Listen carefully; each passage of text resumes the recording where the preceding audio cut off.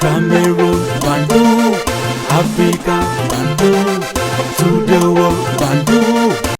Salut les amis, welcome on this platform. This is your humble servant, le très nécessaire sénateur. Your Bamenda man, your Ikuna man, your Ngi man, your Bakure man, and proudly so, your anglophone brother, l'homme qui demande le respect des valeurs africaines.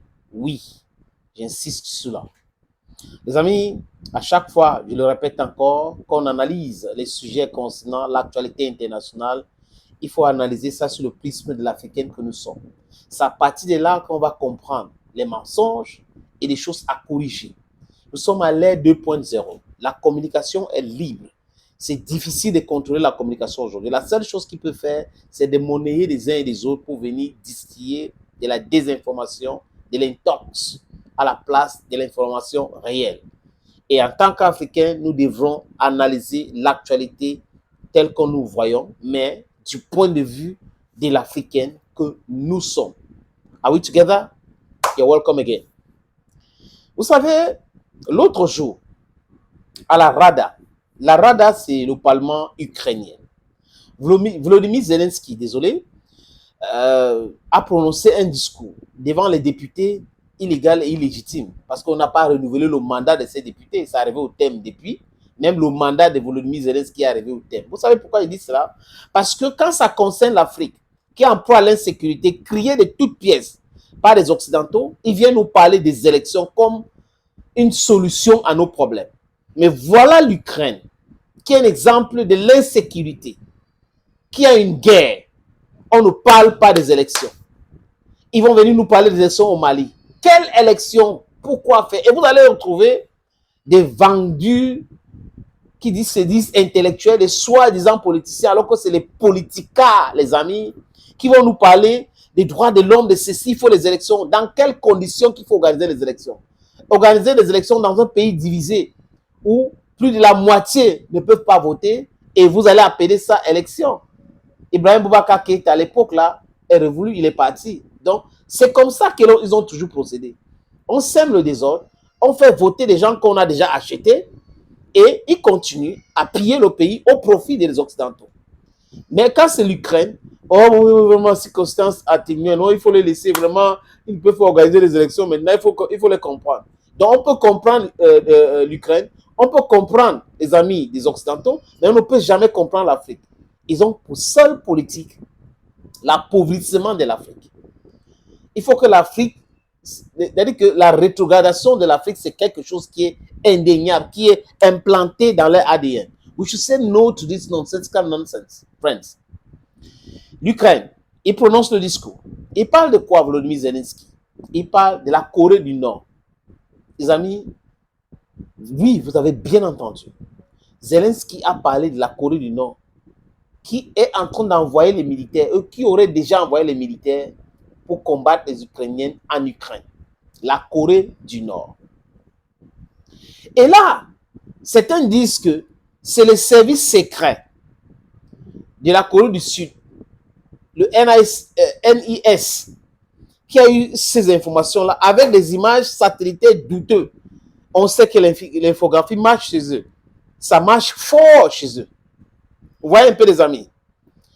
Ils font cela en pensant que tout le monde entier va prendre ça pour agent comptable, leur mensonge en répétition. Si ça vient des services secrets nord-coréens, c'est les Américains, par ricochet. Les Japonais sont impliqués. Les Occidentaux sont là-dedans. Donc, est-ce que quelqu'un de normalement constitué peut prendre ça au sérieux? Quand on sait que les services secrets des pays occidentaux ont toujours menti. Prenons l'exemple de l'anthrax. Colin Powell, de regretter mémoire, au Conseil de sécurité des Nations Unies, a montré une petite tube comme ça qui avait un produit chimique à l'intérieur, alors que c'était juste de la poudre de bébé.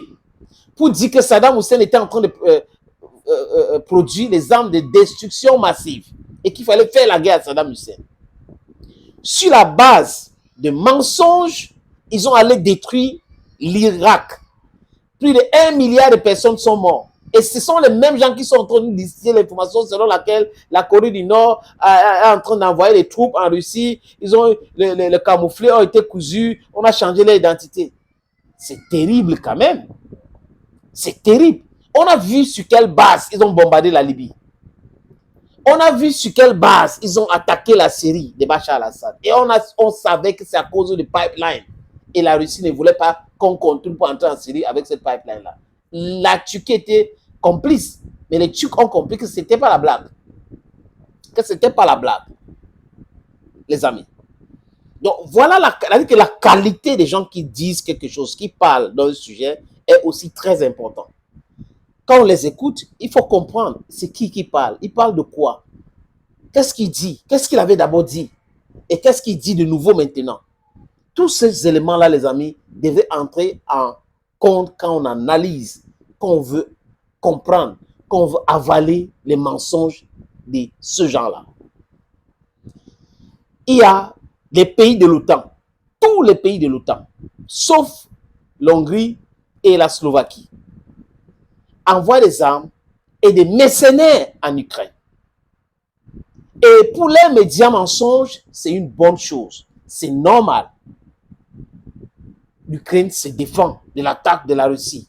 Disons ça comme ça. Et à l'époque, en 1962, quand les Américains s'énervaient sur les missiles russes ou l'Union soviétique implantée à Cuba, c'était parce que le Cuba faisait partie des États-Unis d'Amérique. J'ai perdu mon latin. Ça faisait partie. Donc le Cuba n'était pas souverain. Les Cubains ne pouvaient pas décider sur ce qui devait se passer sur leur territoire. Et aujourd'hui, les Américains viennent implanter des laboratoires X, laboratoires Y, et veulent implanter aussi des missiles. Et les Russes devraient applaudir parce que l'Ukraine, c'est un pays autonome, c'est un pays indépendant. Et on n'a pas le droit d'empêcher l'Ukraine de faire ça, de faire ci. Les pays de l'OTAN sont dans le non-sens. Et ils ne se rendent pas compte que c'est fini pour eux. Vous allez vous réveiller, il sera tard. Le monde entier vous regarde. Le monde entier sait que vous êtes des gens qui ne sont pas sérieux. Vous êtes tous sauf des gens sérieux. Vous avez toujours brillé avec le mensonge. Donc le mensonge est dans votre ADN. La Corée du Nord, l'Iran, vous empêche de gagner la guerre. Donc voilà deux pays qui empêchent les Occidentaux qui sont puissants, qui sont forts de gagner la guerre. Jusqu'à l'Iran envoie les drones, la Corée du Nord envoie les troupes et tout ça là. Non, vous êtes des plénichards. C'est-à-dire que vous êtes toujours dans l'esbrouf.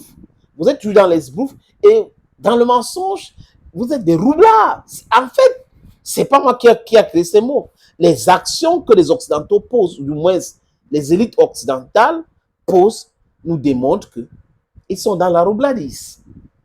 Et ça a marché à un moment. Mais ça ne peut pas marcher pour toujours. Et en tant qu'Africains, on sait et on demande que l'Ukraine discute avec les Russes pour la paix. C'est la paix qui est bien. N'écoutez pas les gens qui vous racontent des histoires de continuer à faire la guerre. Ces gars-là ont toujours abandonné les alliés. Et je répète ici, être l'ennemi de l'Occident est dangereux. Mais être l'ami de l'Occident est fatal. C'est à vous de choisir. Thank you, friends, and bye-bye for now.